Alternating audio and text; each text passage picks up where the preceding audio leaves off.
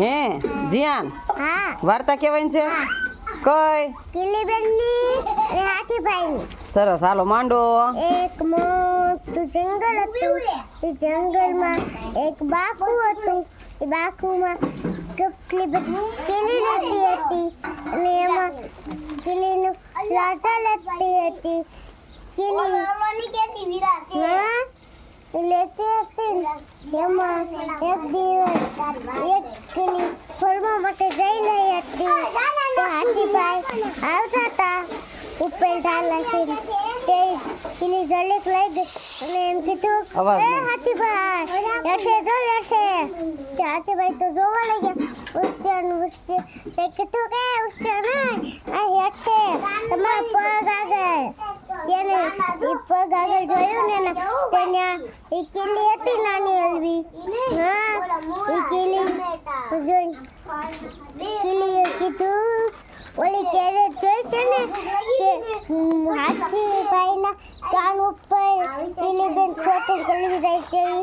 એમ કે હાથીભાઈ પગે એમ કે કીલીબેન એના પગે સલી ના કાન સુધી ચલી ગઈ અને એના કાને બટકા ભરવા ગઈ.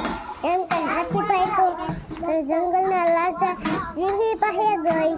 હા આ હાથીભાઈ ગયા ને જે પછી એની સિંહ રાજાને એ વાત કહી કે સિંહ રાજા લઈ ખૂબ જ ગુસ્સે આવ્યો અને કિલ્લુની રાણી હાલે બધા પછી કિલ્લુને એ બોલાવી.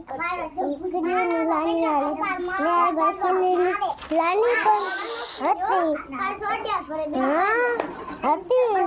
એમાં સિંહ રાજાએ કીધું તમારે બે દી આ જંગલ છોડી જતું લેવું પડશે. તારે એક કીલી એ હાથી દાદાને હેરાન કર્યા. હા એમ કીધું ને તે પછી છે એક કીલીની રાણીએ કીધું એમાં એક કીલીમાં અમને બધાને જંગલ છોડે તો કોણ જવા માંગો છો? હા એમ કીધું ને હાથી રાજા તે પણ પછી સિંહ રાજાને પણ દયા આવી અને જે કીલી હાથી દાદાને ગળવી ગઈ હતી એને જ ખાલી જંગલની બહાર કાઢી. પછી જંગલ ખાધું પીધું ને લાશ કરી. બહુ સરસ મજાની વાર્તા માંડી હો ભાઈ તે તો. બહુ મસ્ત વાર્તા હતી હો. સરસ લ્યો.